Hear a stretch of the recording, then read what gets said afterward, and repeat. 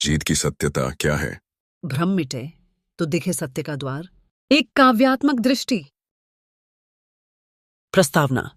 मनुष्य की दृष्टि प्रायः जीत को प्रतिद्वंद्वी पर विजय और बाहरी सफलता से जोड़कर देखती है, किंतु जब दार्शनिक दृष्टि अंतर्मन में उतरती है तो यह बोध कराती है कि वास्तविक विजय बाहरी उपलब्धियों में नहीं, बल्कि अपने ही विकारों पर नियंत्रण में निहित है।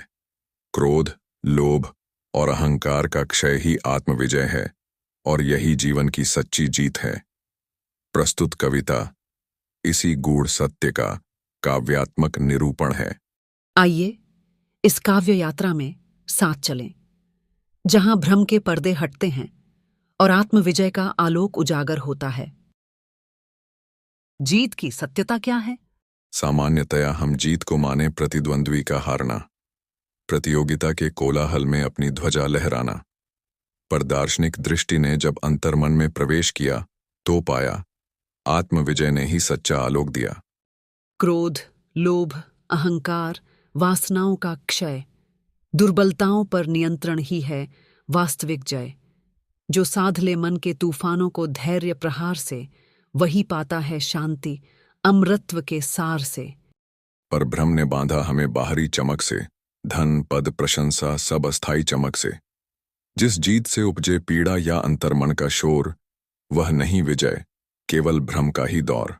सत्य कहता है, जीत कहीं बाहर नहीं, वह तो है भीतर, अहंकार के पार कहीं। ज्यों ही यह पर्दा हटे, भ्रम के आवरण से झलक उठे ज्योति आत्मविजय के अमर दर्शन से। महाभारत की वाणी से भी है यही पुकार। जिसने इंद्रियों को जीता, जगत हुआ उसके अधिकार। जीत और भ्रम का संबंध यही दर्शाए, जब तक भ्रम है विजय बाहर ही नजर आए। पर जब भ्रम हटे तो सत्य मुखर हो जाए। मन की शांति अंतर्मन का उजाला फैलाए, जीवन को अमर प्रकाश का मार्ग दिखाए, और यही आत्मविजय सच्ची जीत बन उभरे। और यही आत्मविजय सच्ची जीत बन उभरे। समापन संदेश। प्रिय श्रोतागण, यह काव्य हमें सिखाता है कि जीत का वास्तविक अर्थ बाहरी परचम नहीं, बल्कि अपने अंतर्मन के विकारों पर विजय है।